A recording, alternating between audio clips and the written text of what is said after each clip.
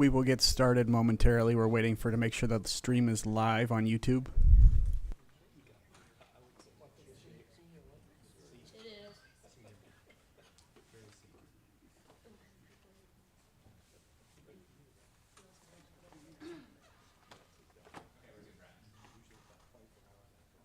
Alrighty, the time is 12:01. I will call this meeting to order.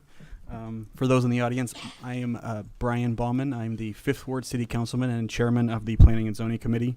With me I have here today Dennis Hellman, Grant Russell, Dan DeArmond, and Jim Niemeyer. So we'll get this started with the first item on the agenda, which was the 116 Laquiano Street. Second.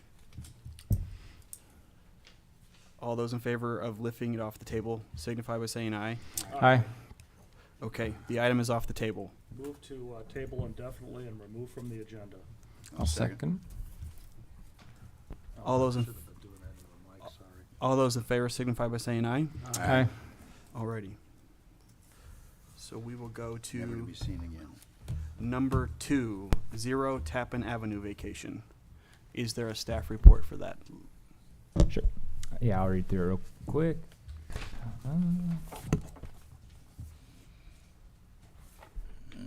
Okay, so this request is on the north end of Tappan Street. It's the end of this right-of-way ends at the I-75 right-of-way at the north end there. This location is partially located within a 100-year floodplain. Staff analysis, this request is an unimproved right-of-way north of LaGrange Street. Applicant is the only property owner on either side of the request, along with the city of Findlay. The city owns that pond in the back there. There is no city utilities. Well,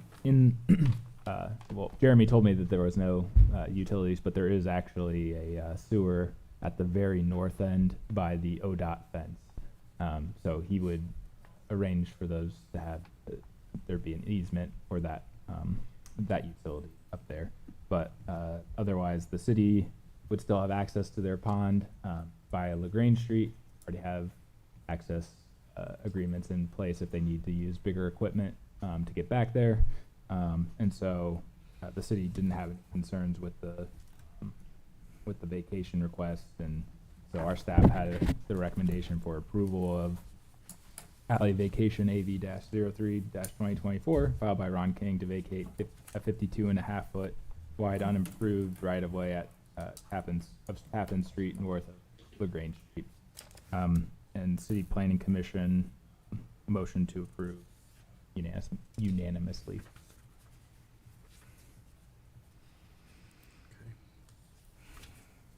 You need a motion? I don't have any issues with it. Neither do I. I we- just wanted to add, there was some public comment from the neighborhood about the condition that the property owner keeps the property.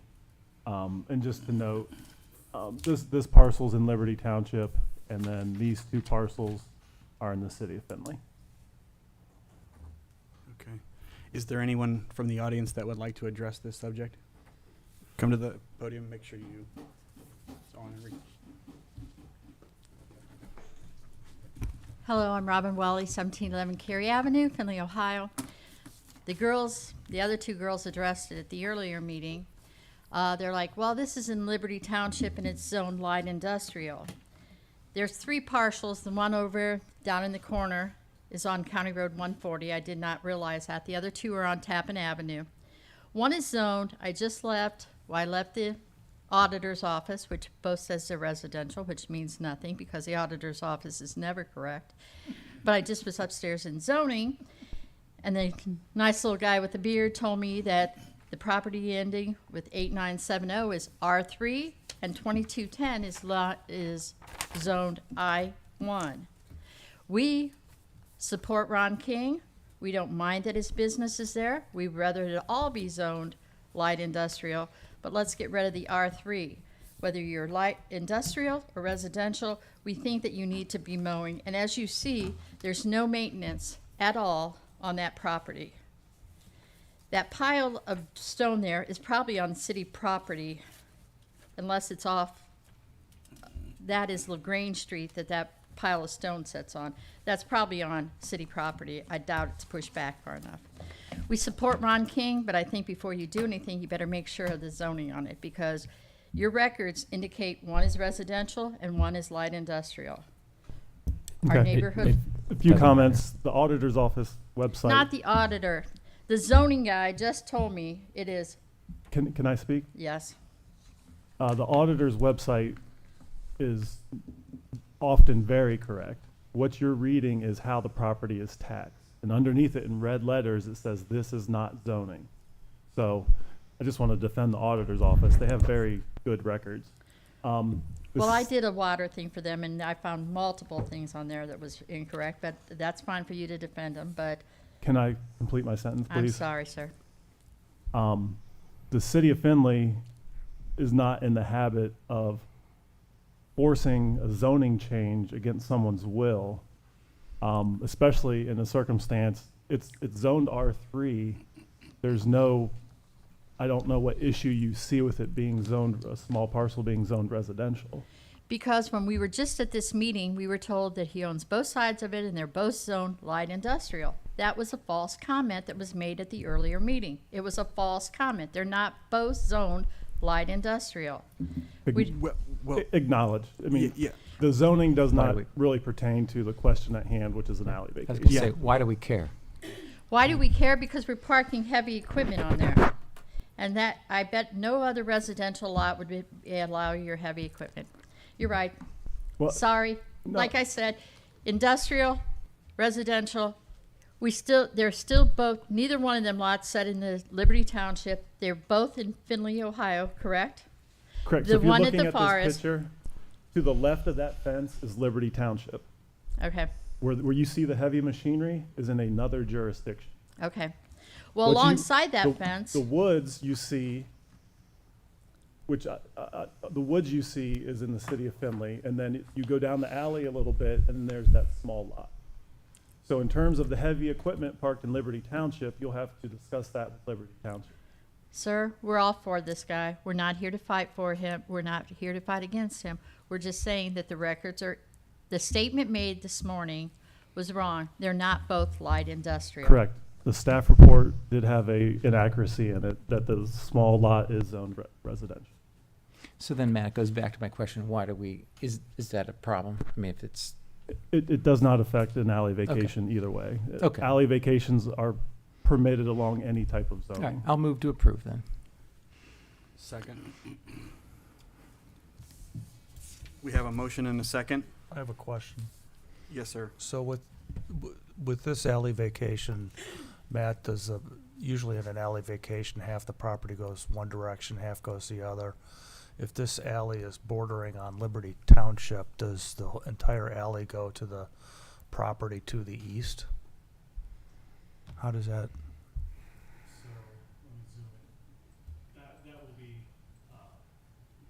That will be an issue the auditor's office will have to figure out potentially.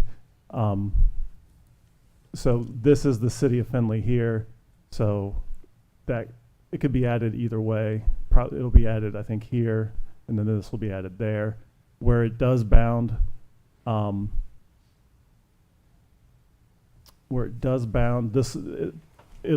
I think, I don't know. But the good news is that's a concern of the auditor's office and not ours. Well, I I mean, mean, but it's not like we're it gonna would remain- create. Yeah, that's It- not like you'd create a little No, half the- 4-foot strip. No, it cannot change the boundaries of the city. So we have a motion and a second. All those in favor signify by saying aye. Aye. The motion is approved.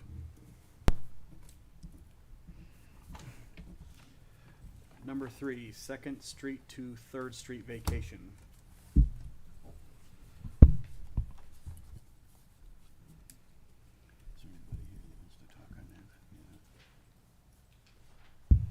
Okay. So this request, thank you, is located on the east side of Lyser Avenue between 2nd and 3rd Streets. It's not located within a 100-year floodplain. So this is an unimproved right-of-way. This unimproved right-of-way is the only remaining platted alley in this neighborhood. There is a north-south alley.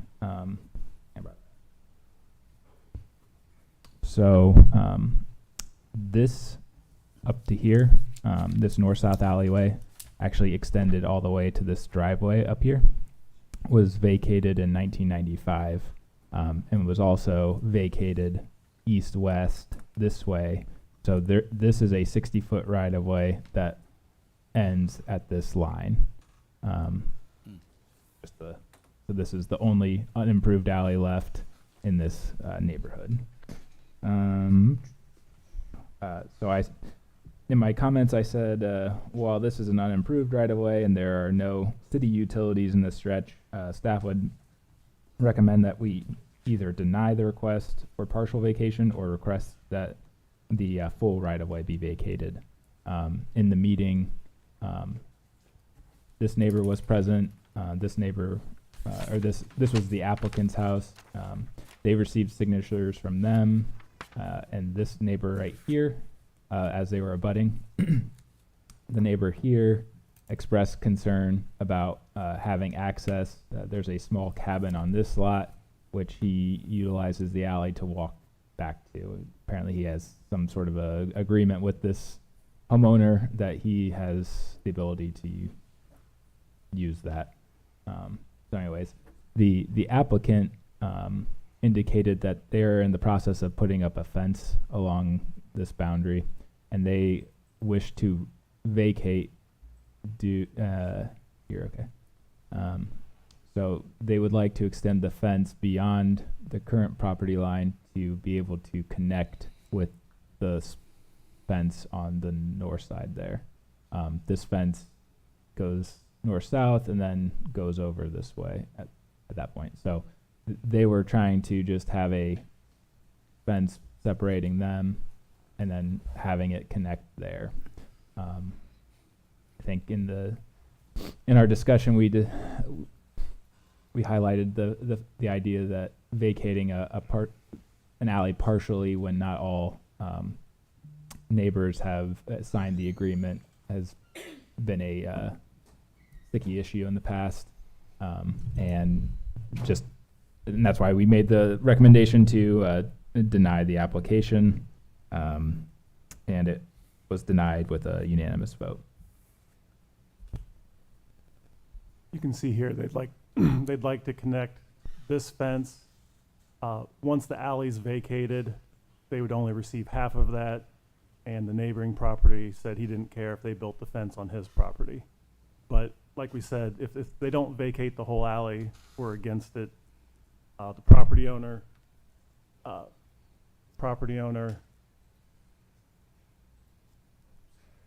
there's a property owner who doesn't want it to be vacated, and so that's kind of where we. Yes. Which property owner is that? This gentleman, But it doesn't look to me as though he abuts that alley. well, He does. It's this- part of his yard. this alley. Yeah, so they wanted to vacate the whole alley. He would not sign the petition, so now they're just wanting to do this small portion of the. So does he have a dog in this fight? The guy that doesn't have ownership next to it? Does he have any right to object? Ownership Or am I missing at something? the end. In my opinion, he has two access points from two right-of-ways to access the back of his property. He just uses that alleyway to access a little cabin, which is on the property that is next to the ones that are applying for, but they signed off on the agreement to vacate.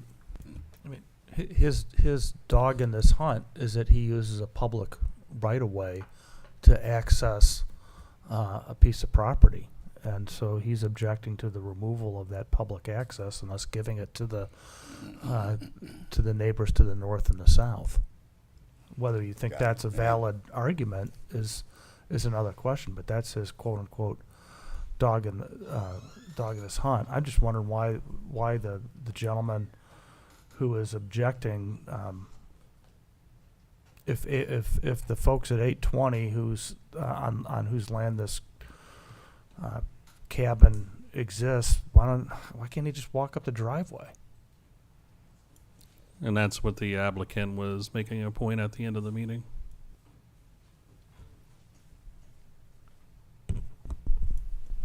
So if we granted it, this guy would put a fence halfway across that alley. There'd still be, how wide is that No, alley? 10 he- feet? Or, The applicant will connect, as Oh, I but if he showed you. did, no, here my point is, if he didn't connect, he just goes up, runs his, and then there's still, if it's a 10-foot alley, there'd still be 5-foot right away. That if he could get an agreement from the property to the north to allow him to walk through on his private property. So whenever the guy opposing mentioned that he accesses the quarry there, the owner to the north said that he has no access agreements with him, that it's private property. So then that's when the owner that's disputing the alley vacation mentioned that the owner to the southeast had the cabin up there that he accesses. That's like right in that vicinity right there. So the request was for the partial, but you would not be opposed to in the alley in its entirety. So when we don't have signatures from 100% of the adjoining property owners, this property, according to Ohio Revised Code, would have to publish in a local newspaper 6 legal ads in 6 consecutive weeks, which is insane, but that's Ohio Revised Code. And then city council would then have the authority to vacate the whole alley. Okay. In general, our thought is we don't like vacating partial alleys. And I personally don't like vacating alleys when there are people objecting to it.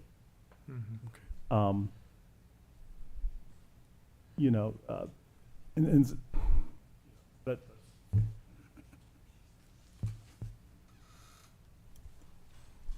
So the signatures that they have all but his. So they have the one that's even in the northwest corner as well. they have On the three, full three alley. signatures. They had 4. This house.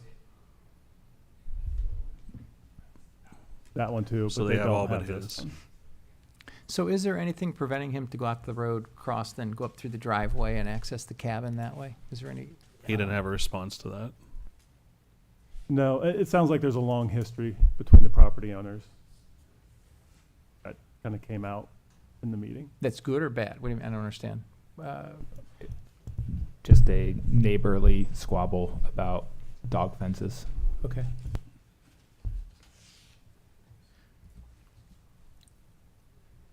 So I'm not sure what the answer to my question is. So this, There's yeah, n- is there a pointer? Kind of. There's nothing preventing him from walking down like this. No, Say it again. I would say there's nothing. No, he can Okay. walk in the street. Yes, Okay, so there's and walk nothing up there. preventing that then? Correct. Okay. Well, he would need the permission. Oh, from the cabin owner? He would need permission from the cabin owner to access the cabin by Yeah. traversing north through his property. Right.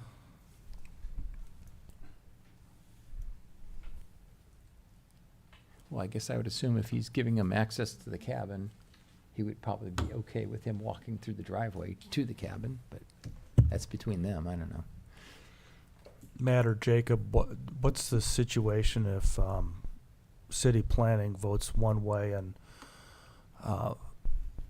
planning and zoning committee recommends to full council a different path? Is it then, Then it's up to council. If Is there- both does vote there- no, and the minutes are accepted, then it's not even considered by okay, city council. and does it require then is it still just a simple majority vote? I don't know. That's my assumption. Okay. I mean, personally, to me, this is half a loaf is better than no loaf type of thing. You get half of it, and then it's between, it really kind of solves the neighborhood's squabble. If the if the other two wanna then vacate, they can. And the gentleman and the one person at 800 has, other options. I'm not following you, Roy. Grant. I mean, This guy has other options to access private property here. right? He doesn't have, the only thing you're taking away is that strip of public, that strip of public property that is no doubt maintained by this guy. If this fence is here, if there's a fence line there, this gentleman has been maintaining that strip of property for longer than you have lived in Findlay. And I don't know, this is one of those.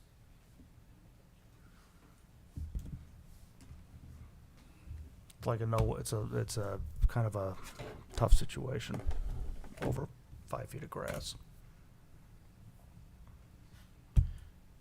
Do we have any of the property owners here who wish to speak? No. I'd like to make a motion to deny the request.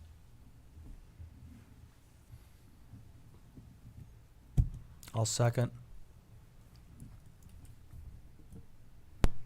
All those in favor signify by saying. We have discussion. Oh, discussion. So, Matt, go through your philosophy again on the partial. Are you more concerned that it's a partial, or are you more concerned that the one property owner to the southeast of or southwest of the request said no? What gives you the biggest heartburn?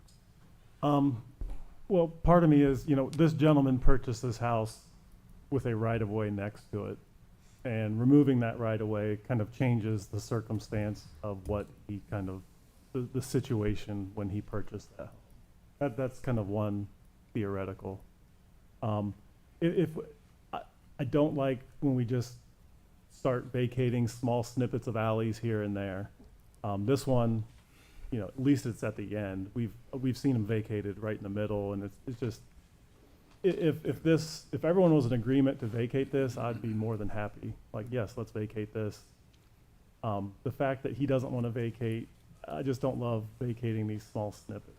So that's my reasoning. I mean, if it gets vacated, I don't see that it will cause much issues. But at the same time, we've kind of always wanted to vacate the whole sections at a time. So by denying it, this guy loses out on 5 foot of property, and it requires him to put in another length of fence in order to, right? I mean, Well, he doesn't have And, access. yeah, and I don't love the idea of what do you do, Eric, when someone wants to build a fence on someone else's property? We get 2 permits. Yeah. Well, the other thing is if you vacate it, the property to the north can just give the guy or deed the guy That's the other his option. half of the alley. The denial, the practical result of this is the property owner that's making the request is going to build his east-west fence along the alley line, and then nobody's going to maintain that thing, and pretty soon you're not going to be able to walk through it because the brush is so big, and that's going to be our. And then people could then start to say, okay, City of Findlay, go clear this public right of way, so that you can have access to it, so it can be made accessible. When you deny it, that's what's going to happen. Might take 5 years for it to grow up, but. And obviously, the property owner to the south has been maintaining that based on this picture.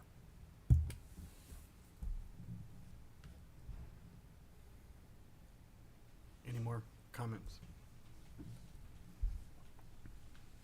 Boy, I don't know on this one. Tell him to go back to the I guess drawing I'm- board and figure it out. Table it and let them figure it out. I guess I would also add, as I was writing up my staff report with the recommendation, that my hesitation with the partial vacation is that it seems like in these cases where it's only partially being vacated, a civilian issue or civil case between neighbors is, using the city as a weapon in that fight. And then I don't like having vacations used as a form of escalation of a neighbor dispute. I deny the request. Any more discussion?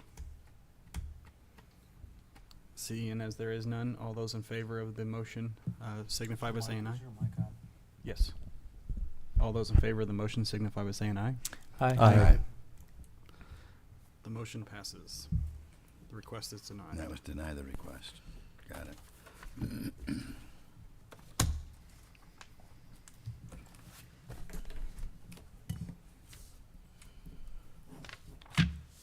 That was easy.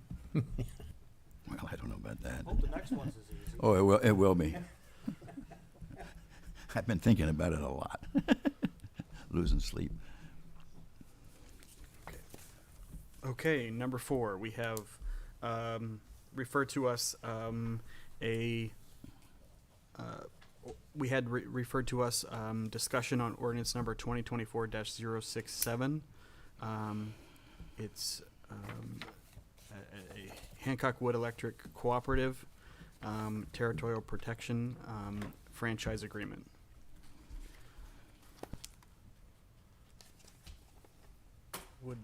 Who would like to go first? Is there anyone who'd like You to want discuss? Dan to make a comment? No, we have no staff report. This did not go to City Planning Commission, so. All right. Okay. Hancock will go first. Okay. We submitted the ordinance, so it's only fair we go first. Thank you. My name's Pat Sadowski. I'm an attorney with Eastman and Smith, and I'm the general counsel for the Hancock Wood Electric Cooperative.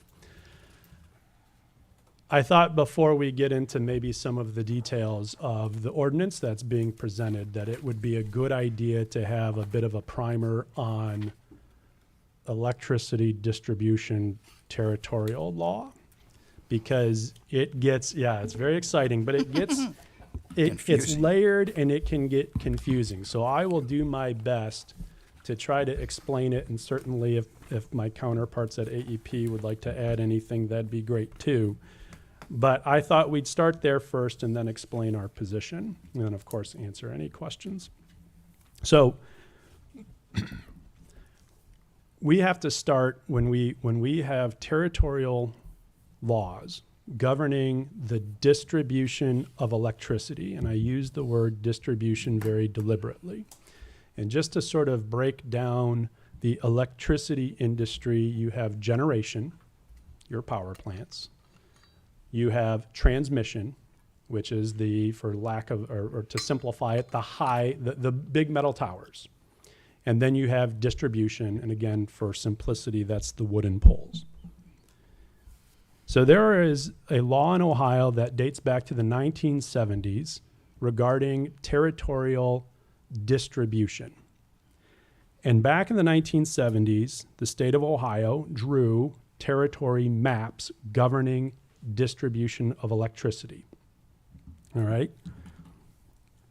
And the general rule says that your particular investor-owned utility, like AEP, or your particular cooperative, like Hancock Wood, there are 24 electric cooperatives in Ohio, can serve and distribute electricity within these geographical boundaries. And this has been a law for almost 50 years. And the purpose for the territorial jurisdiction is to give electric cooperatives and investor-owned companies the reliance to be able to make capital investment within its territory in order to serve the loads that come in it. And without that reliance, it makes it awfully difficult to plan a 10 or 15 or 20-year investment if we know that there isn't going to be a load there to use the investment. So the example is a substation.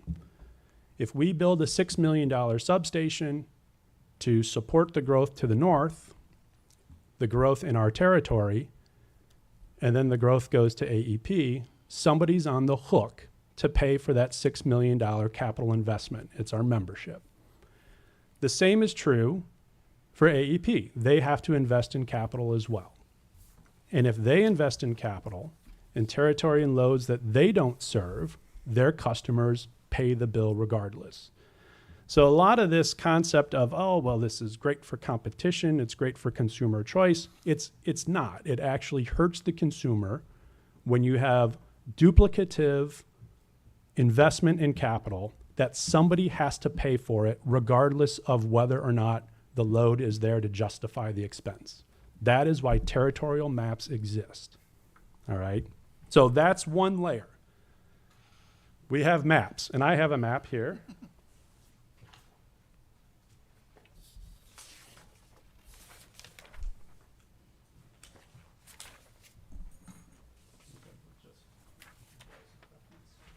Chairman, can we ask questions as we go? Yeah, that's fine. Thank you. Yeah, I was, my student's gonna be about 5 more minutes, and I was gonna do Q&A, or however you want to do it, though.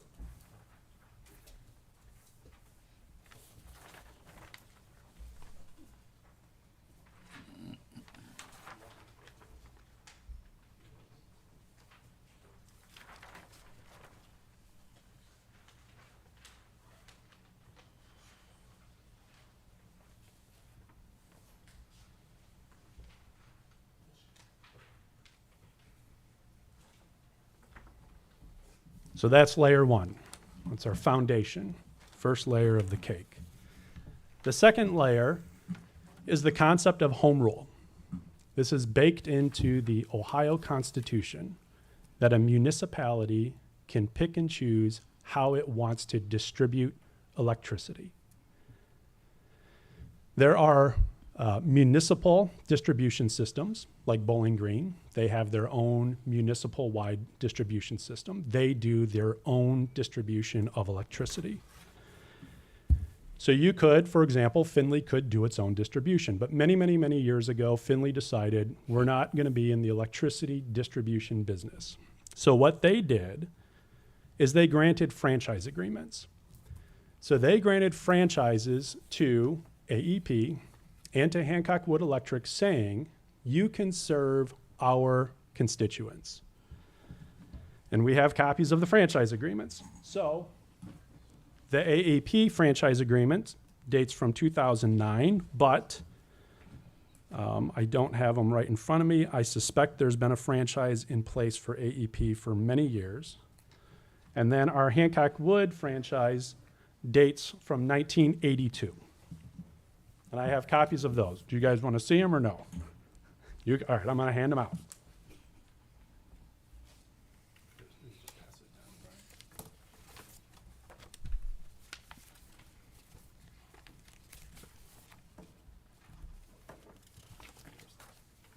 Oh, I think I've got this thing right here.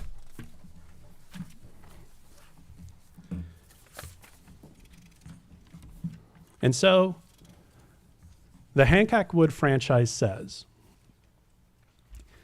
Hancock Wood, you can serve the city of Findlay so long as our city limits are within your territory. That's what it says. Run that by me again, if you would, please. The city of Findlay has granted a franchise to the Hancock Wood Electric Cooperative to serve within the city of Findlay, to distribute electricity within the city of Findlay, so long as it's already in your territory. That's what it says. The AEP franchise says, Which is the light green. that is the light, it is the light green. Very good, Dan. Yep, thank you. I'm paying attention. Yeah. And then the AEP franchise says, you have the right, you AEP, to serve and distribute electricity to anyone in the city of Findlay, period.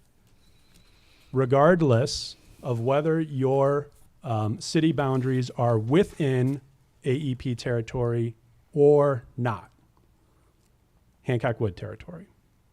And so what has happened is we have these sort of conflicting ordinances. We have one ordinance from AEP or for AEP that says you can serve anywhere in the city. You have one ordinance for Hancock Wood that says you can serve in the city so long as it's already in your statutorily defined territory. And what it has done is it has created conflict in the distribution of electricity in the light green areas. So that is, and if we're really getting granular, it has created a conflict in the distribution of electricity in the light green area to the north. Without going into a lot of detail, my guess is that Fox Run and Lakeview and Forest Lake and all of those were already a part of the Hancock Wood franchise back when it was enacted in 1982 or shortly thereafter. So we're really, the focus here is the north. What our franchise proposes to do, and you'll note in the map, the dark green is the certified territory for the Hancock Wood Electric Cooperative. The light gray is AEP certified territory. And the white is AEP territory within city limits. And then the light green is Hancock Wood territory within city limits. And what our ordinance is proposing to do is simply revert back or follow the territorial laws that say you have defined territory. You have defined territory by statute. And we're going to allow you to invest in your infrastructure and capital to serve the customers in your territory. And so what we are asking the city to do is grant a franchise to Hancock Wood that says, if it's in your statutorily defined territory, you're going to serve it. That's it. We're not asking to affect anything in the white. We're not asking to affect anything in the light gray. We are asking the city to clarify the territories.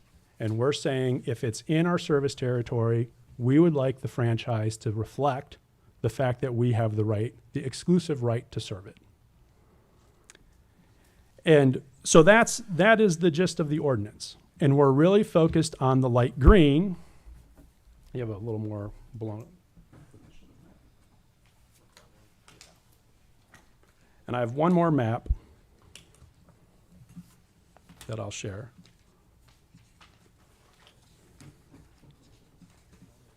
Yeah, that'd be great.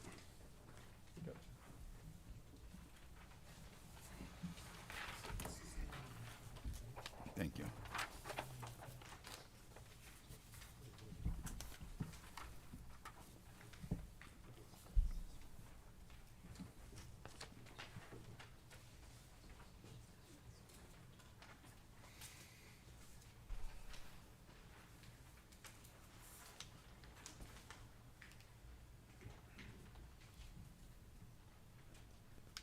And so this gives you a blown up view of the area that we're really talking about. And it gives you for context where the proposed sheet site is going to go. And all, again, we're asking from the city is to allow Hancock Wood to serve in its territory, to give them the exclusive jurisdiction because we want to invest in that territory and we want to make sure that the load is there to pay the investment. Otherwise, you're going to get into issues where we have an uncertain load, uncertainty in whether we're going to serve it, and then we are going to be forced with the decision, do we make the capital investment in the chance that we'll get to serve it? And that's the way that the current franchises between Hancock Wood and AEP are currently worded. So that is all we're asking for. We're not asking for a municipal-wide franchise. We're not asking to serve the gray area. We're not asking to serve the white area. You know, one of the arguments I suspect that AEP will present is this concept that customer choice is a good thing, right? Well, why not let the customer choose? And so, You know, in response to that, I would have two answers, one of which is a rhetorical question back, is why is customer choice only good in the light green area? The city doesn't pick who they get to pay their power bill to, right? There's nothing at County Road 99 and 75 that is going to be customer choice. There's nothing out by the airport. Well, I guess technically you're getting close. But that proposed development, there's no customer choice there. There's customer choice only in the light green area. That's it.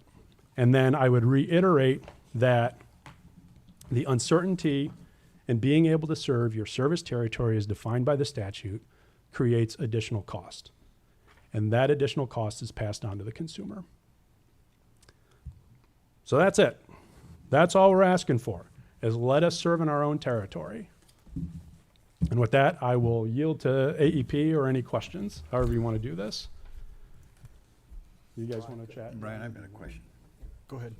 if I may, Yeah, Mr. Sadowski. sure. When you've got a sheet site that serves two different territories, I'm going to let Kurt answer this one. I know where you're going, Dennis. I'm just trying to keep it straight in my head. Yeah. And When you're split in half. Before we go there, can I ask yeah, a question?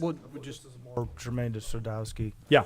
Mr. Sadowski, you mentioned the 1970 territorial map drawings. So when they drew those maps, did they superimpose a territory over a municipality, or did they cut out the municipality and say, municipality, you decide who's at that territory? Kurt, do you want to answer that? So this is Kurt Helfrich. Well, you can introduce yourself.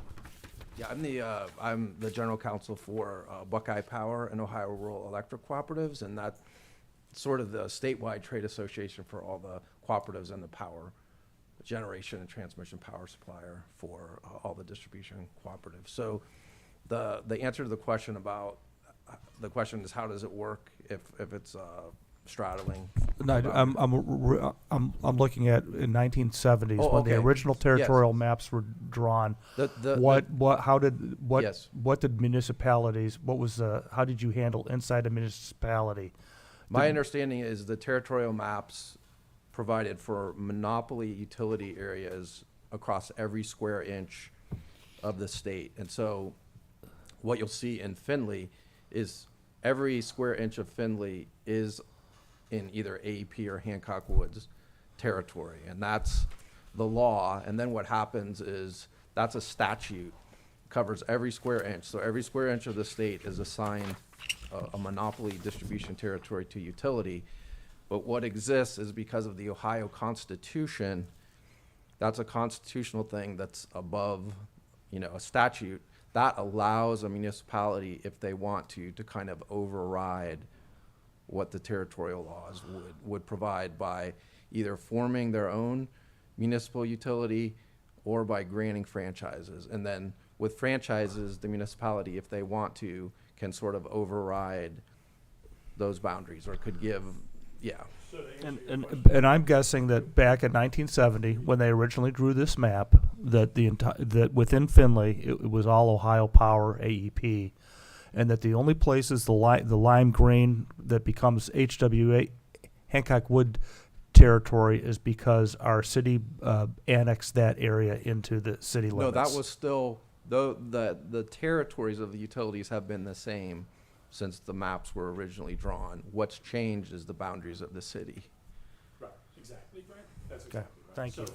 So The city boundary is a layer on, the foundation is the certified territories, and those cover every square inch, and those have remained basically unchanged since there's a few things. But where- when they originally laid out the territories in 1970, they didn't go to a town like Coshocton, Ohio, and split it down halfway down the middle and make one half of it one power company and the other half the other power company. Nor did they do that in Findlay. No, it didn't have to do with, the way the maps were drawn is essentially where utilities were already serving at the time the maps were drawn.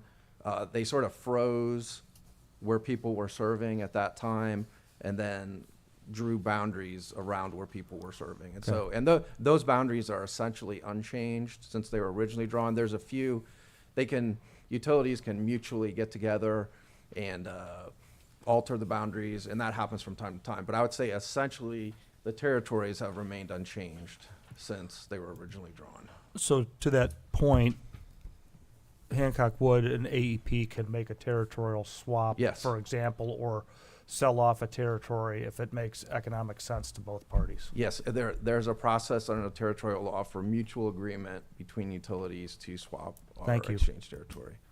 And did you want me to answer the other question about what happens If you can. Yes. So the way that works is if there's we'll call it a load or a customer that's straddling a boundary, the way that's resolved is you have to draw a circle, or you have to draw some sort of area around where that load is located, a geographic area, okay? And whichever utility has greater than 50% of the land area, they get to serve the whole thing. So it's not based on like the size of the electric demand. You basically take all the electric consuming facilities that constitute that load, you draw some sort of circle or square around it, and then whichever utility has 51% of the land area gets to serve the whole thing.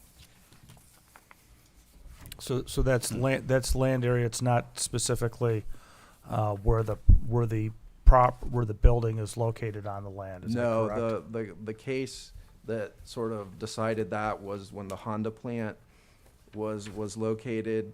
They basically, even though the plant was in one utility's area, they drew the circle. There was like parking lots and things that had lights, other electric consuming facilities, and that was all. You drew a circle or whatever around that whole thing.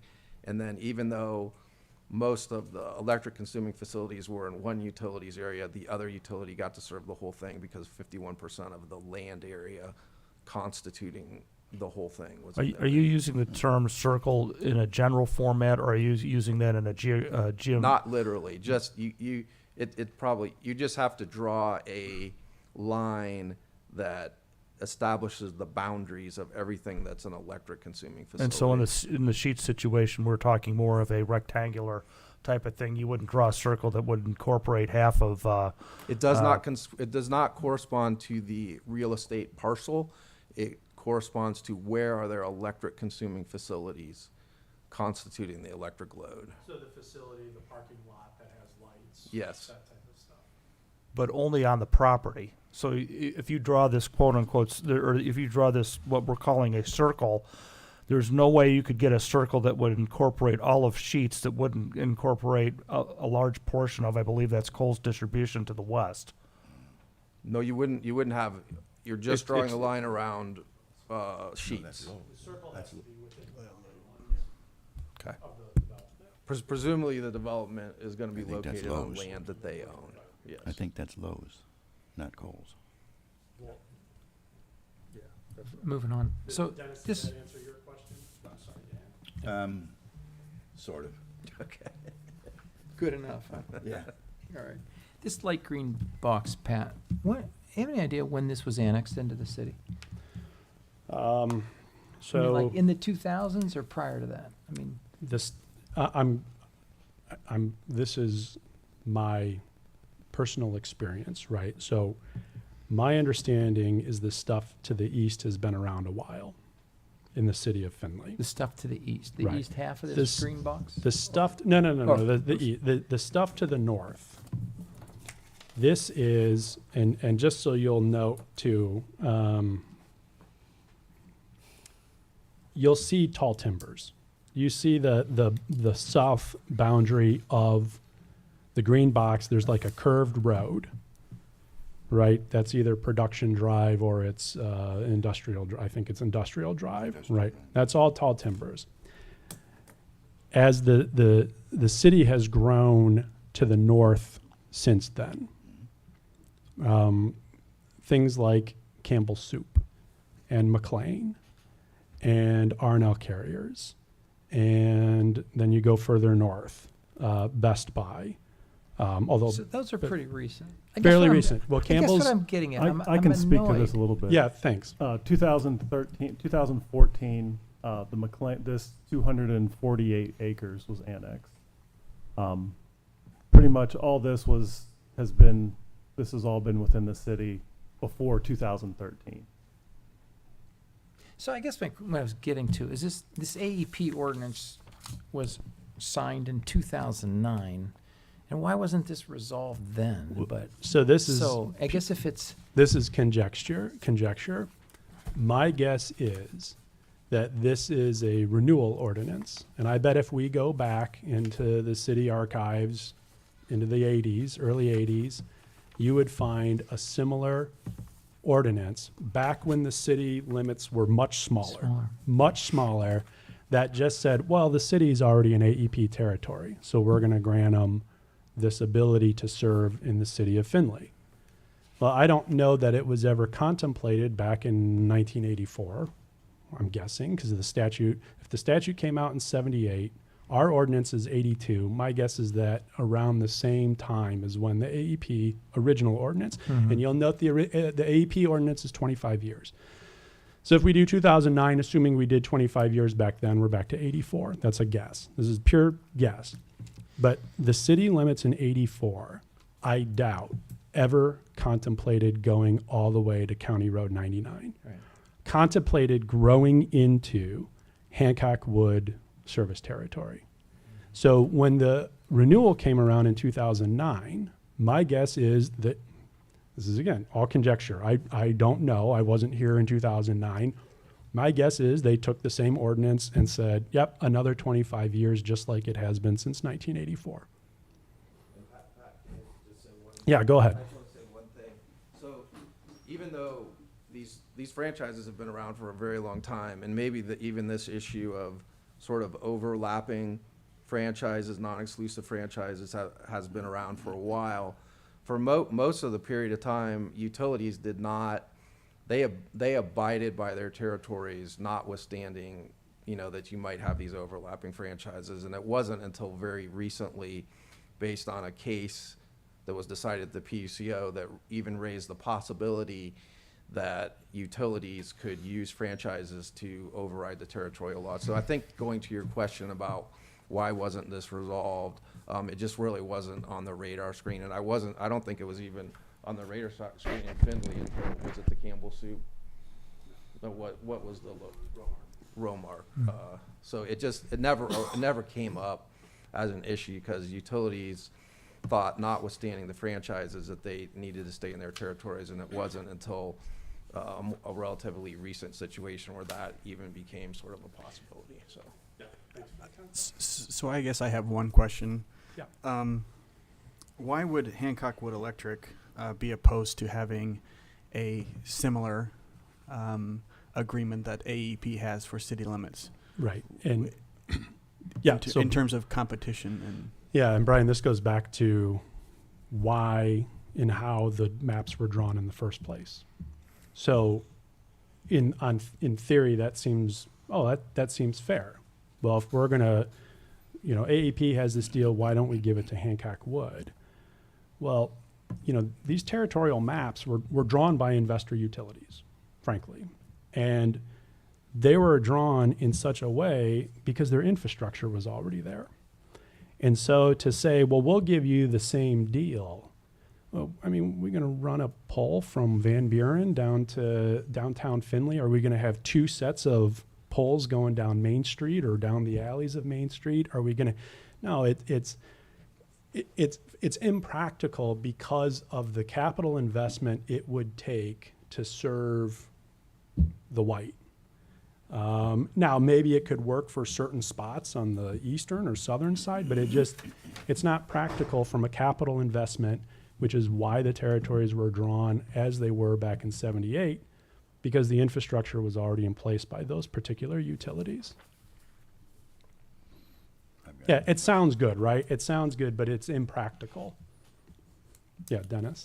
Yeah, I've got another, and I don't know which way this is going to go, and we haven't heard from AEP yet, but is there a way to fix this so that we don't find ourselves here 5 years from now arguing about who's got what territory and all that. Just pass the ordinance. I mean, that's, that's it. I mean, short of passing the ordinance, we'd have, I don't know what else, what other avenues there would be to exhaust. I suppose we could, And you're talking file about something with ordinance the 67 PUCO. here.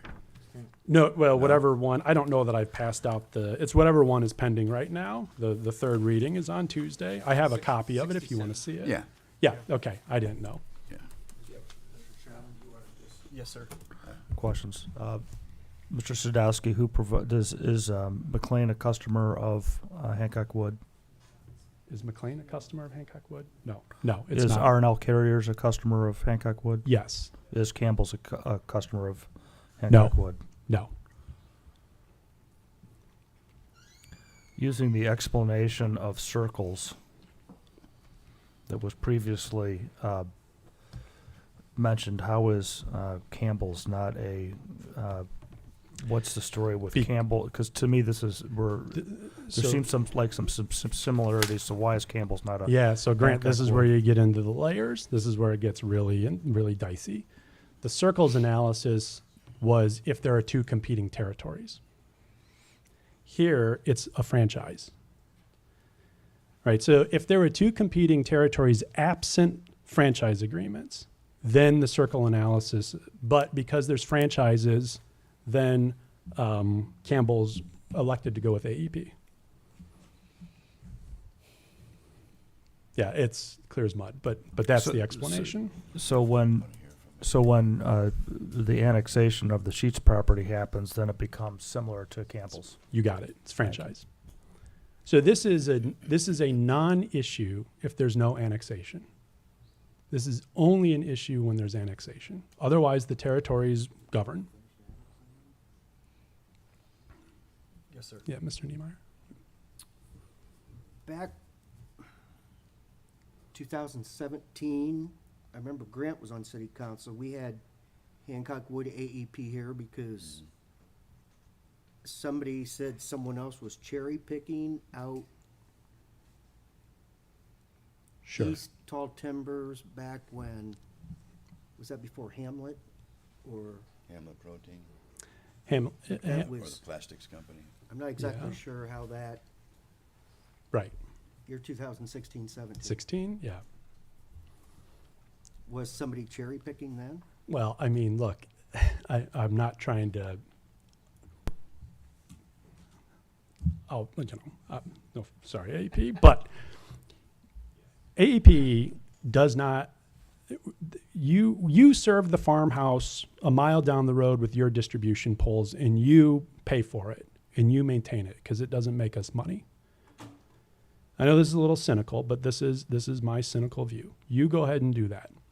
And then as rural America, for better or for worse, became more and more industrial America, and after the consolidated case that Kurt referenced down at PUCO, then it was, well, wait a second. We've got this franchise agreement that says we can serve in the city.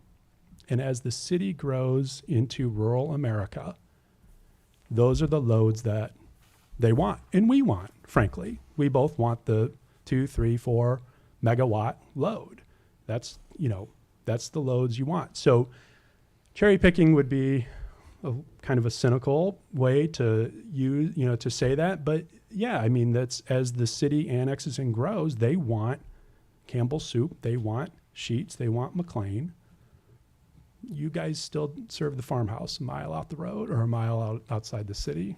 So that would be, yeah, I mean, obviously they're going to say something differently, and I would expect them to, but that's our position on it, or at least that's how I interpret it. Sorry, I hate to talk bad about you guys, but it's just not my, but yeah, that's how I'll say that's my view of it. That's my view of it. I won't ascribe that opinion to anyone else. I mean, I guess I would say, isn't, whether it's AEP or Hancock Wood Electric, isn't all investment kind of a prospecting game anyway? I mean, what would be your reply to that? Brian, my reply would be that's why we have territories. So this is no different. I don't remember if I drew the corollary earlier or not. But think of you being the city of Findlay, running a water line out somewhere. Okay, you're going to spend millions of dollars on a water line or millions of dollars on an upgrade to your water and sewer treatment facility to make sure you can have enough capacity to serve. You would think that if you know you got a customer coming within, or a citizen coming within your city limits, that you're going to be able to serve it.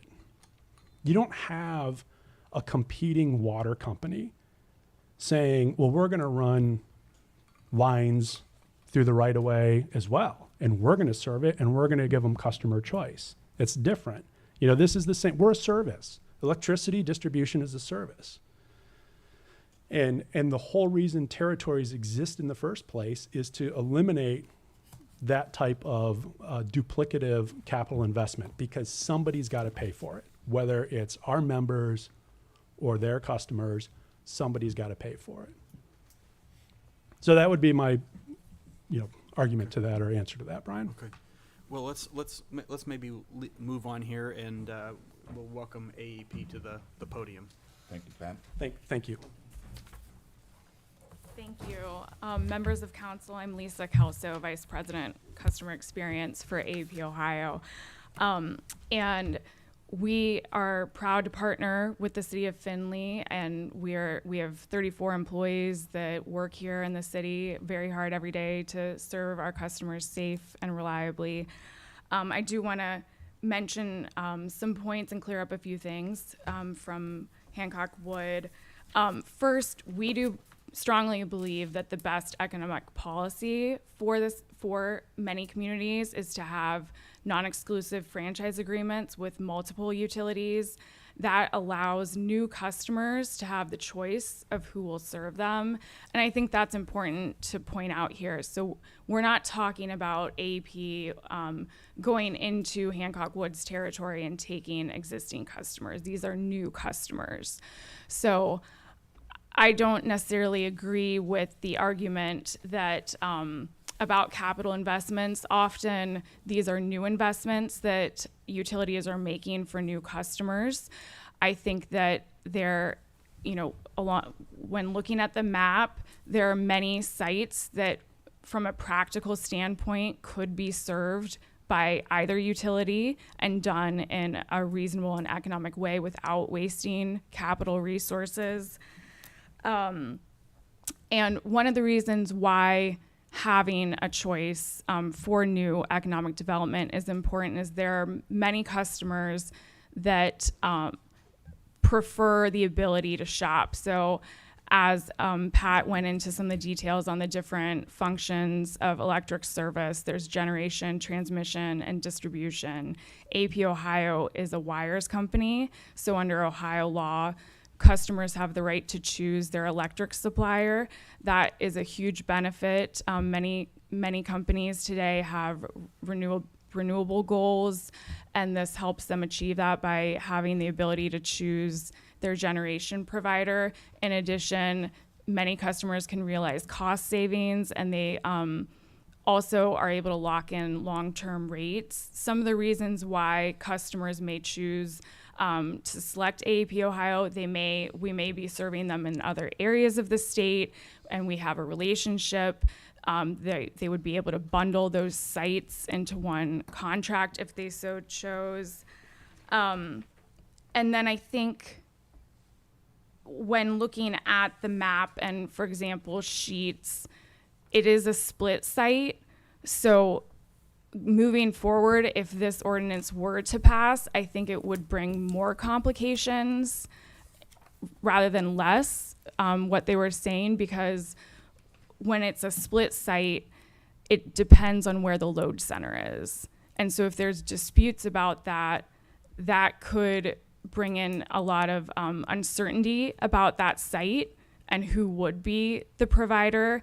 And I think when companies are looking to locate, the more complexity or uncertainty around a site, the less attractive it is. We have no problem having non-exclusive franchise agreements and for communities and cities to have more than one with different parties, because we do think that it's going to benefit that community, and we think when the community is doing well, both utilities should thrive. And then, let's see. I think also you may never know if there are absolutely customers that want the ability to shop or have a strong preference in their utility provider, and you may never know of a customer that you may even lose out on. You may not know about an economic prospect. Just real quick, when you say shop, we're talking about these folks that maybe they're standing in Walmart from wherever company. There's a listing of companies that can provide you electricity. Yes. So you can shop for the best rate, in other words. Right. So there's options, many different options, different periods, different terms, different rates, different renewable mixes, and customers, sophisticated customers, look very closely at those things. Yes. Mr. Chairman. Yes, sir. Ms. Kelso, a few questions for you. First of all, any additions or comments on Mr. Sadowski's presentation of the kind of the history of territories and the territorial maps and that whole, do you agree with his kind of quick history lesson that he gave us? I would agree with, the background, and that it is my understanding that the original maps would have been drawn based on where different utilities were currently serving. I think I don't know if I agree completely on all points, and I think some of it also is it's very important to know on these split sites. I think things do get complicated. I don't want to give any legal advice, but my understanding is that even if there's a customer that today is served by one utility, I think that there are some questions if that customer were to expand, that sometimes if it's at a split site, you have to look at it all over again on who, which territory then you would be in. So I think it's a very complicated issue. Obviously, I would recommend that City Council also, if you have questions, seek advice from the city attorney as well. When did Ohio Power have signed their first franchise agreement with the city? It obviously was prior to 2009. Do you know that? I don't know Okay. that. I know that ours runs through 2034. And you mentioned that I think your term was you didn't buy the capital investment argument. So, can you if I remember your words correctly, so is that to say that AEP will invest in capital projects that they have an unknown idea on what the return is, or even if that capital investment will get sufficient loads to make it a good investment? I didn't understand the Sure. What I was trying to explain is that because the franchise agreement relates to new customers, and there are plenty of customers that, let's think about over the next 5, 10, 20 years, that hopefully will locate in the city of Findlay, maybe in an area that could be annexed. A lot of that infrastructure wouldn't be built until that customer commits and makes a decision. So even thinking about if there was a phenomenal new customer that could come in someday, that maybe it's even more than 2, 3, 4 megawatts, maybe it's 10, 25. We work with projects like that all the time, and we're able to make those capital investments. We're able to quickly coordinate and plan with those customers to make sure that we're able to serve them. And that would be new infrastructure, not existing infrastructure that's currently serving existing customers. The original 1970 territorial map drawing process and legislation and all, would you agree that the purpose of that was to protect existing capital investment by electrical distributors or distribution companies? Or, I mean, wasn't that and to kind of give some incentive to invest in that? I mean, wasn't that the purpose of that 1970s era creation of the territories? I'm not an expert in the area. I just would reiterate that what we're talking about here and really what this is going to impact is going to be new customers being served. And we do look at, you know, I've been on calls recently where it's a customer that's near the edge of our territory and maybe is even in our service territory, but we'll have a conversation to find out, okay, what other utility is nearby, which one makes more sense. So I would say I don't think that this is creating these non-exclusive franchise agreements. They've been around for a long time. I don't think that there is an issue where investments being stranded, investments not being used. I think that utilities still are practical. Our economic development process, if there is a customer that's either on a split site or is in the territory of another utility with a non-exclusive franchise agreement, is we always tell that customer, you know, this is in that territory. We do have a non-exclusive franchise agreement, but please go talk to that utility, you know, and understand what your options are. And we coordinate very frequently. I mean, the way I'm hearing it, it sounds like the city of Findlay should start talking to Duke Energy and First Energy to think about coming to Findlay to offer more transmission choice. Is that what I'm understanding with the emphasis on non-exclusive? So again, going back to the practicality, AEP Ohio, we're in the city of Findlay, Hancock Wood is in the city of Findlay. I think those are going to be the utilities that make sense and are reasonable and practical for the city to consider having non-exclusive franchise agreements with. Thank you.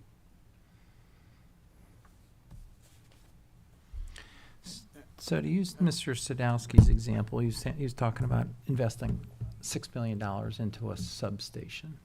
So wouldn't that substation be designed for multiple factories? I mean, you don't put a substation in for each factory, right? So, I mean, so you get this capital investment with hopes of developing this whole corridor, for example. You know what I mean? And you'd build a substation to accommodate half a dozen, you know, and so to his point, he was talking about just once you make that an infrastructure investment to get that return.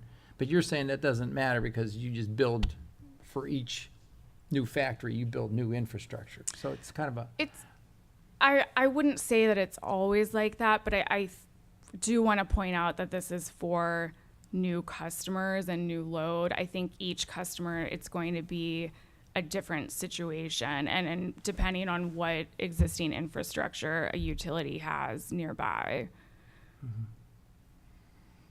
And I think also it's important, one of the things that a customer may consider is who's able to serve them faster and at what maybe upfront capital, we call it CIAC, contribution aid of construction. Those things can differ. Overall, the point that we want council to be aware of is throughout our experience, throughout the state, we have found that communities that have non-exclusive franchise agreements have a distinct competitive advantage when courting new customers to come to their area. And we've seen some sites lose out on a customer if they don't have the option of being able to be served by one of the investor-owned utilities where they can shop. does power, the cost of power drive decisions on economic development? I mean, how important is that in the whole scheme of, bringing a factory to town? How important is the cost of power in their overall decision, do you think? I think it's very important. AP Ohio was one of the leading organizations that helped bring Intel to the state of Ohio. That's obviously one example, and it's on a smaller scale like that throughout the state. Energy costs are obviously one of the more important inputs or costs for many businesses. I've got a quick question, if I might. Has the client sheets indicated, I mean, obviously they have been sitting there all this time, ready to start construction and have made some decisions. Have they indicated who they prefer or where they're going with their electrical power? Yes, we have, I believe, agreements, or are very close to having agreements in place. We have projects planned to serve them. Their service plan is, we are ready to serve them. We have that all. It's very much underway. Okay, thank you. I guess I would ask, perhaps, are there limitations or limitations of factory size or load size, and do either of you have or know how that would be handled, like in terms of how does that calculate into your analysis, let's say?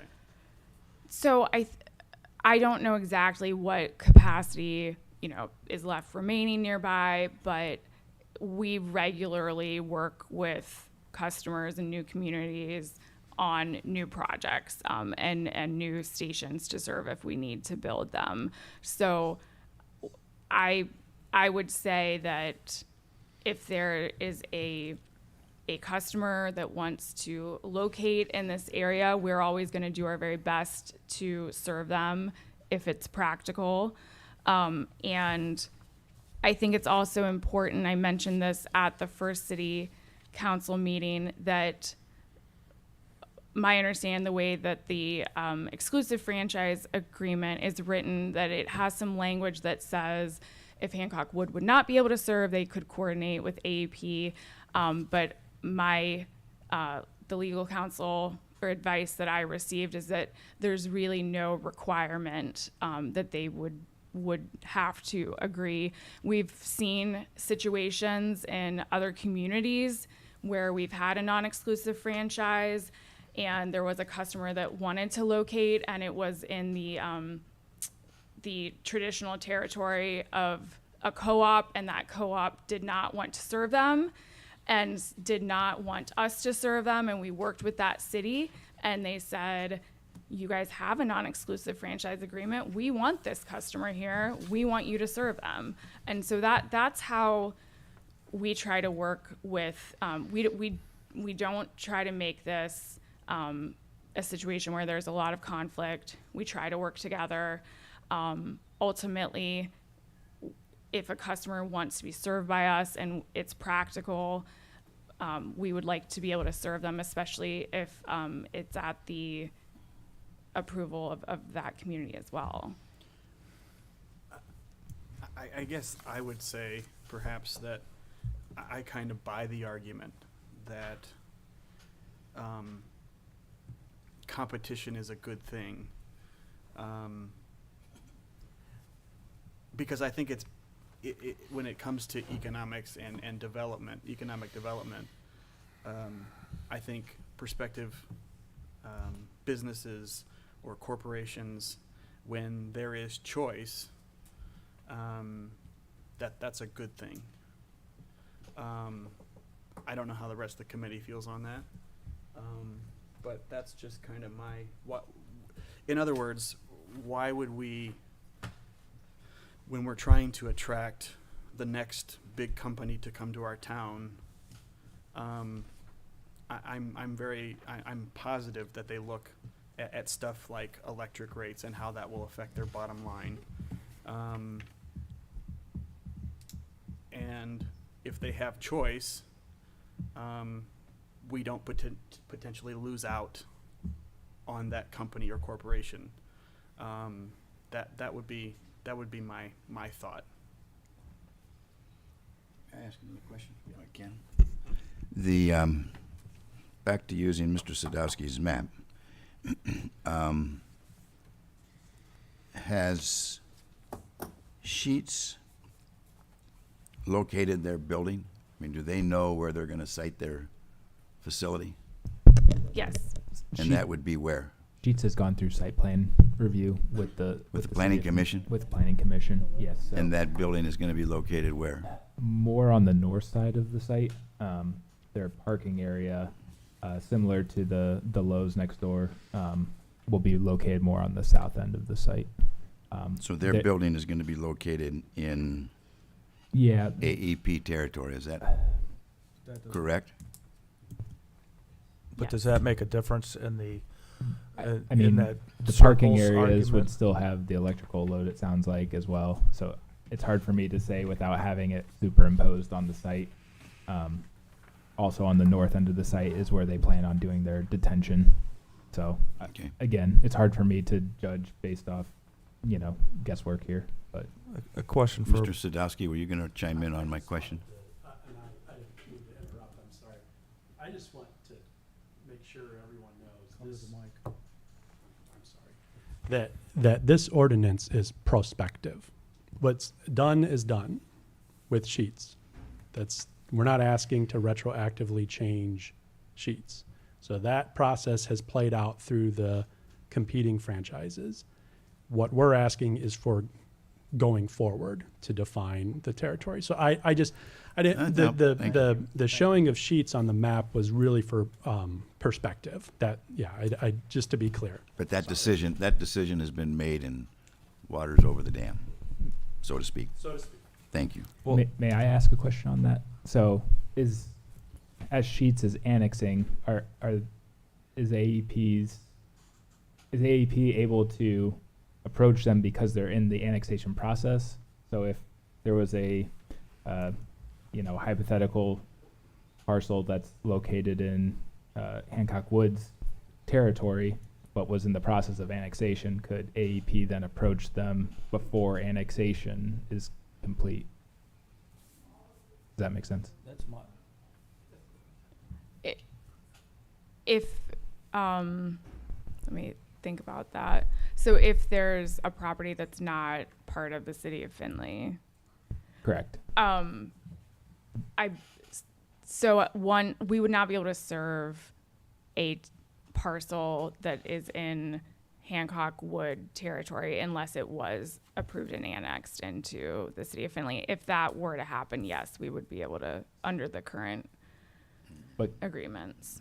so like for a place like Sheets, they came through site plan review prior to being annexed, and one of the condition is they receive annexation. So as part of their site plan approval, they need to, map out their utility work. So at that point, they could, in theory, be approached by AEP. Is that Well, I think that's a split site, so we already do have okay?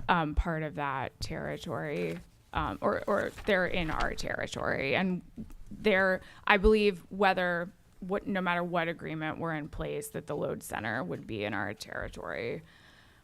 I think though it is something to consider moving forward. There will be more complexity if our non-exclusive franchise agreement is not in effect in certain areas, but it is a split site. I think that will add complexity to that site and could, it just adds another wrinkle, something for a business to consider, a risk that they may need to consider as well. Ms. Kelsall or for Mr. Sadowski, does a power distributor have a obligation to serve an obligation to serve all customers within their territory? There is an obligation to serve. I think there are some limitations. You know, it needs to be practical. I would say it would be a very unique situation But if where at we the- would at not. the end of your, at the edge of a AEP territory, if somebody wanted to put in their little 800 square foot fishing cabin and have electricity, would AEP then have the obligation to get that electricity to their property line, in essence? So there are, you're getting into very good specifics, but for a fishing property, something that's temporary, we have certain rules where there's different contributions Change it to and a aid house. that need to be made. For a home, yes, we Okay, would thank you. serve that. I think the situation that would be very unique is if it was, you know, maybe a very risky customer and, you know, for example, something like Bitcoin or some, you know, where you need to measure the risk and what investments would be necessary and make sure it's practical. But I'm not an attorney, so I Yep. just know that I would need to consult with our attorneys if I ran into that situation. And if on this map, and I'm going to point to the northeast corner of this lime green area and say that we want to put the world's second largest Bitcoin mining data center squarely in the middle of that green area there, and they want to annex, so they're going to draw that, bring in the annexation. So it's all in the middle of Hancock Wood, but it's going to be it would be a load that would make the folks at AEP and Hancock Wood salivate. Are you all going to then try to run lines through the Hancock Wood territory that you're currently not serving to be able to get that customer because it's within the city of Findlay? I'm not able to answer that hypothetical. That's a very unique situation. I mean, I'm trying to understand, because then where would be the objection to allowing areas that are currently Hancock Wood territory to remain so, regardless of where, obviously we're talking new construction, but regardless of how the city limit lines change, why,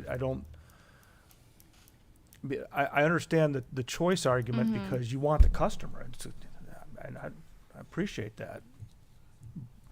But I also don't know that in the situations of the maps that I'm looking at,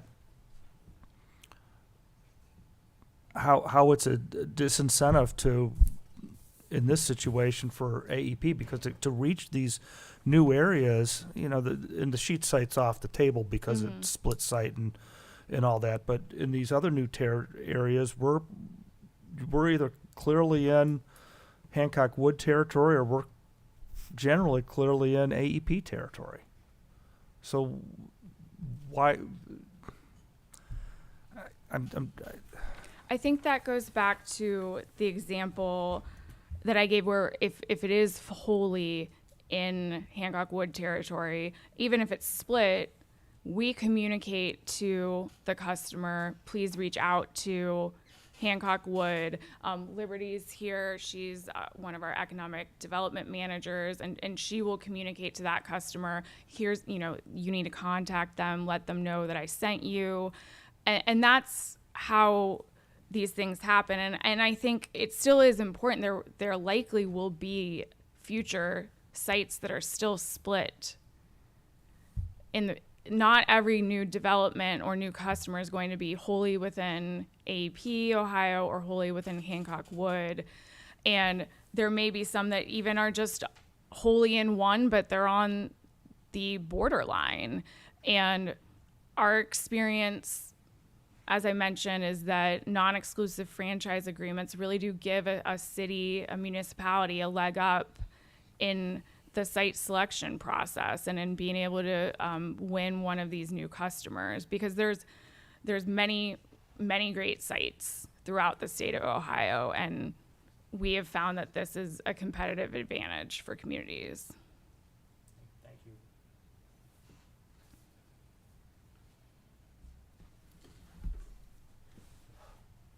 Mr. Niemeyer.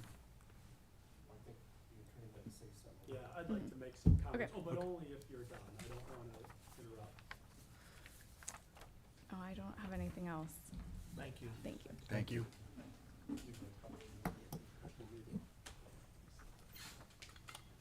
Just a couple of comments. Obviously, Mr. Baumann, we disagree on the choice, and I would just argue that so would Ohio public policy. That's why we have territories for this type of stuff.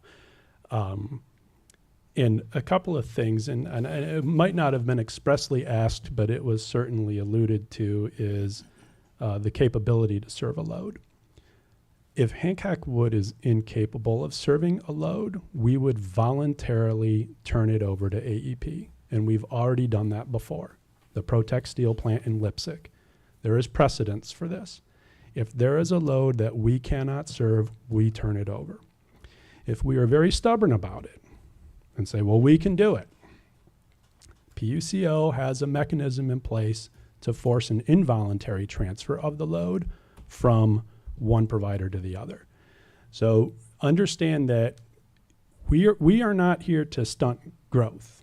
We understand that growth is good for us. Growth is good for them. And one thing to point out is that even if a customer picks Hancock Wood for distribution, AEP still gets paid for transmission. We are just the poles people. We're the wooden poles. We have to pay AEP and other transmission companies to use the big metal towers. So even if a development comes to the north end of town and picks Hancock Wood, AEP still gets paid through the transmission fees. So I just want to point that out. And when you get to transmission-sized loads, significant loads, and the Intel plant was brought up as an example, we don't serve those. We can't serve those. We relinquish those to AEP if we're incapable of serving. So I just want to point that out. That we don't want a 20 megawatt load. We want a 2, 3, 4 megawatt load. We don't want the big data centers. We would say to AEP, you want a data center, it's all yours. So I want to clarify that. I want to make sure that that's very clear. And then I'm going to just offer comments, and I stress this is my experience. This is my experience. I have been the counsel for the Economic Development Organization here for at least 10 years. I've been its board chair. I've been the board chair of the Alliance, and I'm still currently on the Economic Development Council. And our firm, Eastman & Smith, represents lots of site selectors and real estate developers. With all due respect to the folks at AEP, when they do economic development, it is in the context of electricity. In my experience, and again, this is only my experience, that is a box they check. That is a box a site developer checks. And that's not true for all developments, but do you have capable power? Do you have capable water? Do you have capable natural gas? Do you have fiber? These are things. Do you have a port authority? Do you have a CRA? There is about 20 to 25 things that they go down a site selector, and then they weigh it against other sites. What's your tax structure look like? What's this, that, or the other thing? And consistently, and again, this is only my experience, in the last 10 years, the number one factor is workforce. And then workforce, and then workforce. What is your labor shed? How many people can we get to our plant? That is the number one factor. And when we're in Findlay and Hancock County, people in New York and Philadelphia and Chicago can't fathom driving 45 to 50 miles to go to work. And we have to argue. Trust us. People drive here from Toledo. Our labor shed is hundreds of thousands of people, not just Hancock and Putnam County, right?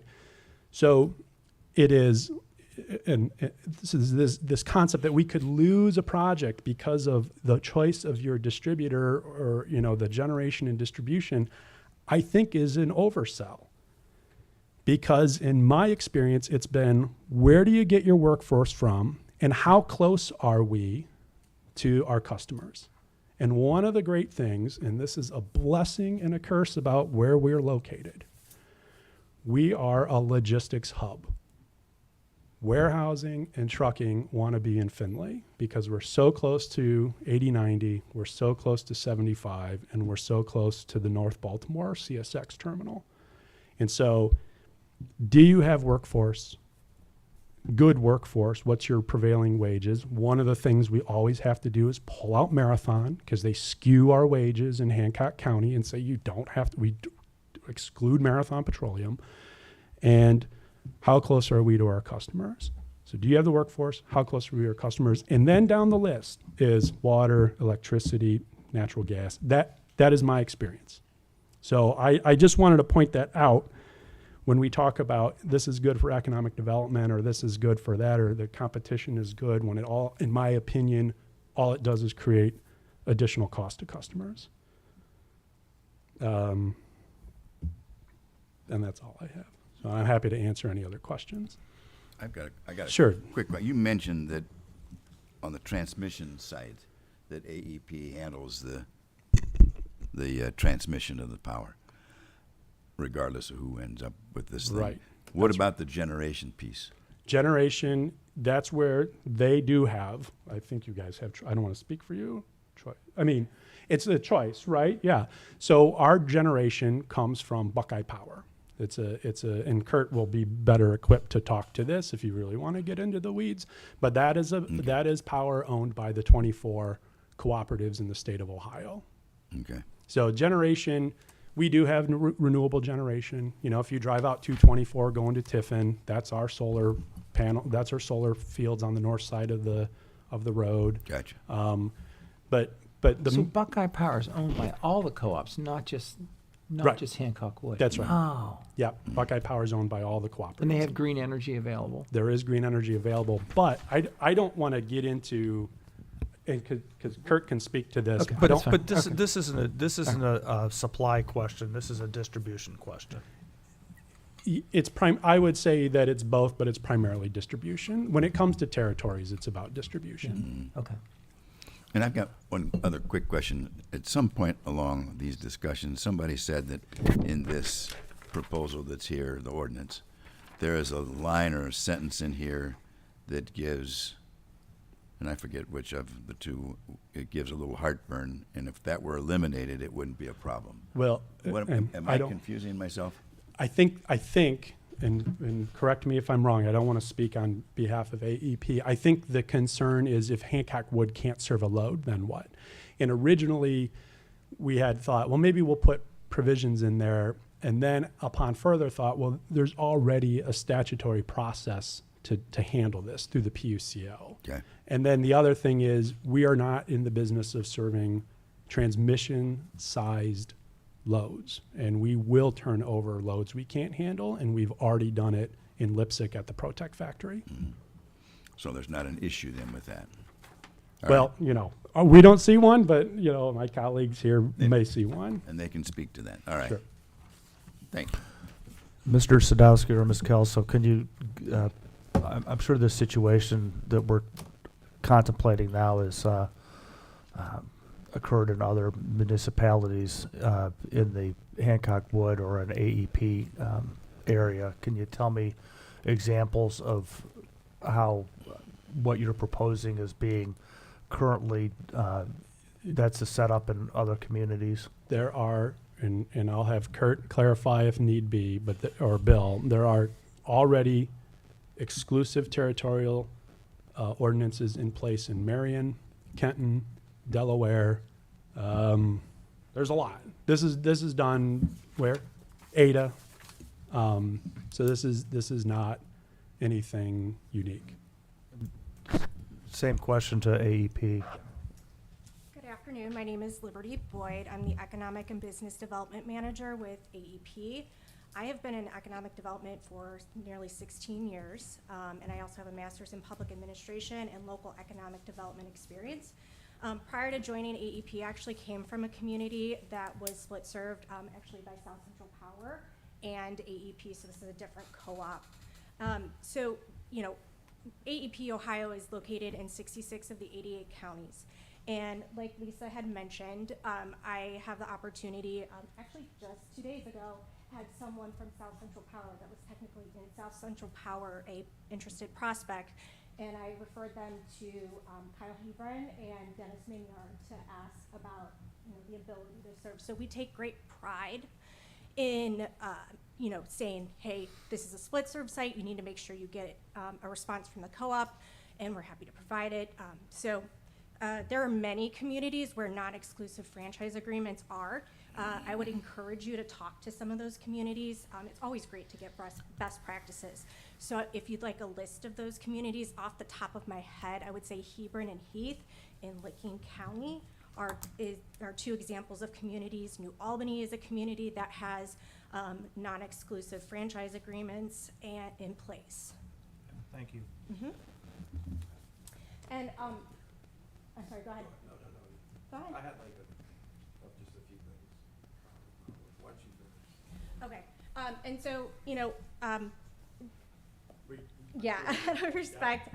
So again, I've had the ability to work a number of projects in Findlay, from the RFI and site selection process to Van Wert, Lima, really all across the state. And really and truly, with all due respect, I'm really proud of AEP and our economic and business development program. We have really great relationships with site selectors, and we are actually consulted to help with site selection. So I know these are data center companies, but AWS, Google, we helped with site selection for them. Miss Lisa actually referred to a company that came to us a couple years ago, and they were interested in being an AEP service. They had looked at a couple facilities, and they decided to settle on a building that was in our service territory. What I will also say is that it goes the other way. Sometimes there's customers that, or particularly developers, that like to be in co-op service territory. So it's not always slated for AEP, it actually goes the other way, and you can talk to the city of New Albany about that. Their business park or their beauty park is a really great example where the co-op is mainly the service provider in that area. So thank you. Yeah, I just wanted to respond to a few things. The issue had been brought up about these 50-50 or these load boundary straddling loads, and I've represented the electric cooperatives for 25 years at Buckeye Power and statewide, and frankly, the co-ops have a very good relationship actually with AEP. And first of all, these load straddling situations are extremely rare. It's extremely rare that it's not easily resolved in terms of what, you know, who gets to serve it. And I'm not aware that we've ever had a serious dispute with AEP about one of those situations. So I think that might be a little bit of a scare tactic. In my experience, that's never really been a problem. Mr. Russell, you had raised a great point about obligation to serve. Part of the territorial law is both the right and the obligation to serve every customer in that territory. And I think, you know, what AEP is talking about here with respect to Hancock Woods territory is they're just looking for a right to go after loads that they find attractive. And the smaller customers or whatever are still going to be Hancock Woods' responsibility and obligation. I mean, although I guess, you know, this kind of throws a bit of a monkey wrench into, you know, who does have obligation to serve the less attractive loads. And then with respect to competition being, you know, so tremendous on the distribution side, I haven't respectfully heard that AEP is interested in eliminating their certified territory rights outside of municipalities, or that they're interested in that happening, or that they don't find that beneficial in other areas. So, and then the final thing, just about capital investment, and Bill could talk about this, you know, planning ahead, building substations and things. It is important because the lead times now to procure that type of equipment or to get ready for a load it can be years at this point in terms of new substations and things like that. So having that certainty about a territory, knowing I can plan for that, I'm going to serve what's going to, it's being ready for that, and that's hard to do without having the territorial rights. And like I said, you can't just instantly acquire this equipment. At this point, it can be a very long period of time.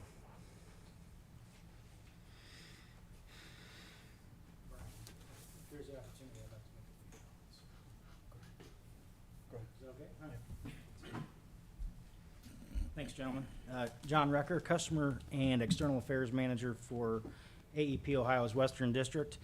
And a few comments about, and you know, this issue is near and dear to my heart, because prior to my 6 years with AEP Ohio, I worked for Regional Growth Partnership, worked hand in hand with the City of Findlay, Hancock Economic Development, was part of the team that brought the first four Micropolitan of the Year awards to Findlay. So know the team, know Pat well, respect his economic development experience.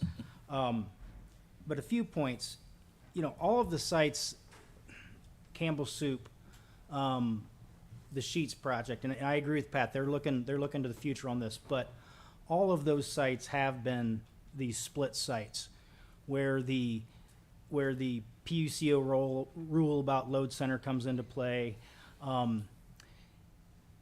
I know that Hancock Wood is arguing that pass our ordinance and it will resolve these future territory disputes. I don't agree with that point. The franchises on record have not created these territory disputes. Customers asking for a choice have created the territory disputes. And that is not going to change as long as Ohio remains a deregulated utility state. Customers are always going to know when they're looking, they'll look at a map and they'll say, okay, well, you're telling me this is Hancock Wood. I see AEP Ohio down here. We know with the large investor-owned utilities in Ohio, you have a customer choice for your generation supply. Why can't we have AEP? And so again, a new franchise agreement with tighter language is not going to resolve the territory disputes. We're always going to have to work through these kind of issues. So there is no silver bullet, I do not believe. A few other things.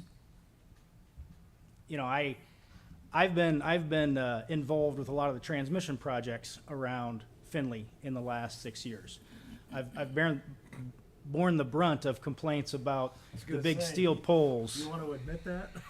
Yes, I do, because we might not like all the steel poles, but I'm proud that AEP put in over $240 million in infrastructure investment.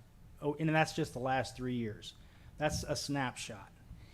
And again, those investments don't always pan out. As a corporation, we have shareholders. We take the risk. The argument was made that we pass, you know, if it doesn't pan out, if we don't get the ROI we want, we just pass that on to our customers. Every utility does that, right? Their rates go up, things aren't looking so good, they increase their rates. We are heavily regulated.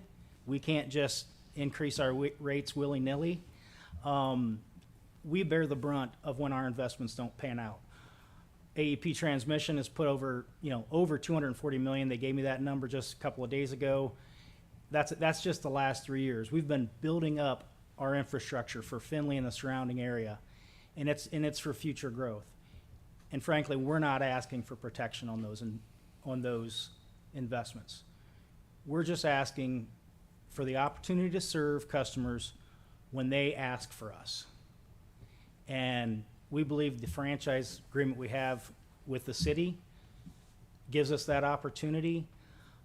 When you add exclusive language into a franchise agreement with a utility, that takes away that opportunity to serve. You're protecting one private business over another, and you're also removing that customer choice. And I question if that's good economic development policy for the city. Thanks, gentlemen. Mr. Recker, question for you. Sorry, Mr. So- Russell, certainly. Put your economic development hat back on Yeah. and answer this from your experience there versus your role as AEP, okay? All right. Thank you. Yep. Why, when a company comes to the edge of town, do they always seem to say, I'll build there as long as I can annex into the city? I think there's from economic development standpoint, there's a lot of advantages to being in a city. There's the municipal water and sewer. There's usually zoning protections. I'm not an expert, but I think there are benefits of being in the city. Those are just a few that come to mind. Okay, now you can toss your AEP hat, and I appreciate the answer. Yeah. And then do you believe that also part of that is so that they have the ability in the Finley case to have access to AEP as a transmission provider? I think depending on the industry, yes, that may be one of the driving forces. Again, it depends on the industry. Are they a large power user? I mean, we see a lot of companies who, you know, if it's utilities, they're driven by water and electricity. Sometimes they're driven by natural gas. If it's, you know, a steel plant and they've got furnaces, it really depends on the industry. All right, thank you very much. One more comment. And sometimes it depends on workforce. Oftentimes it depends on workforce. I agree with. And their good general local counsel, right? Just one clarification, just the context of this discussion is distribution. So when AEP talks about investment in their transmission, we're using those transmission lines too. They get paid for that no matter what. I just wanted to keep that context, you know, so that's it. Thanks. That is true. What do we think, Charles? I think we have fun. For the sake of moving this to discussion for the committee, I'll make a motion that committee recommends approval of the ordinance. I'll second that. Discussion. I'd say this is one of the hardest things during my tenure on council to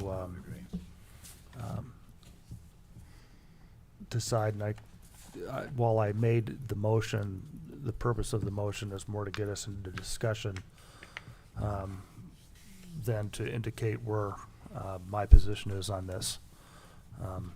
Robert's rules, because I made the motion, prohibits me from speaking against my motion.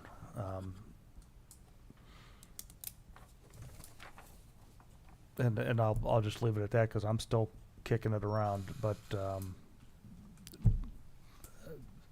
I think both parties made very interesting and valid points. I spent an hour with both companies and walked out just still waffling. You know, it's difficult. You're right, Grant. Both of them made great arguments, and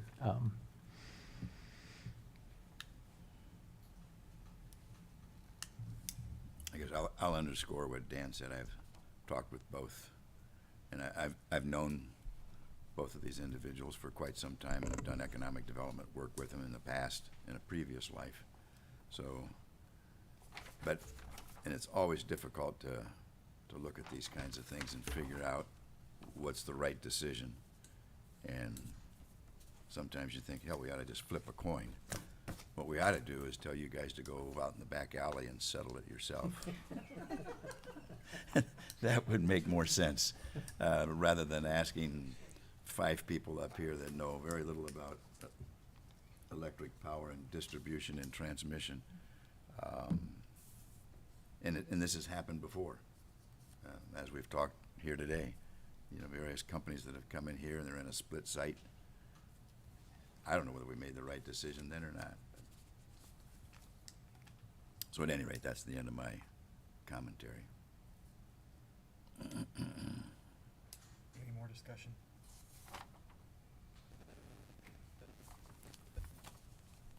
Not for me. All those in favor of the motion on the floor signify by saying aye. Aye. Aye. Abstain right now. Okay. The ayes have it. So those opposed? Are you opposed? Are you aye, or what did you? I voted aye. Oh, you did. Okay. So that was. So it's 401.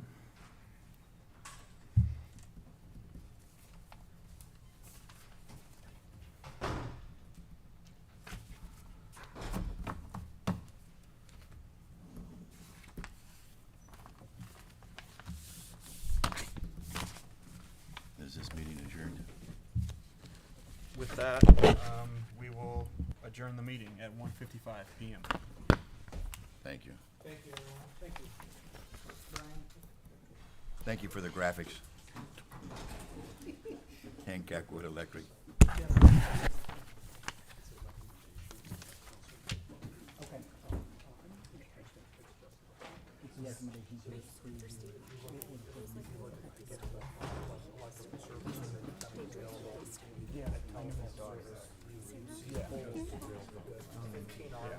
Yeah, I used to be outreach rep too. So I did. Different electrical companies. So where's home for you? So home is Cleveland, but Like I India. moved to Columbus. Yeah, we don't want that. So, yeah, interesting. Yeah. Yeah, but, record holder of that. I was like, oh my God, right. Anybody, was abstained. He took the check.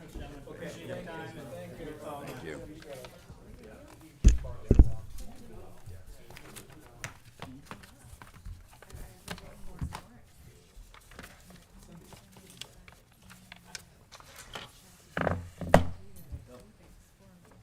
Good debate. Thank you. Good presentation. Thank you. Thanks for the graphic.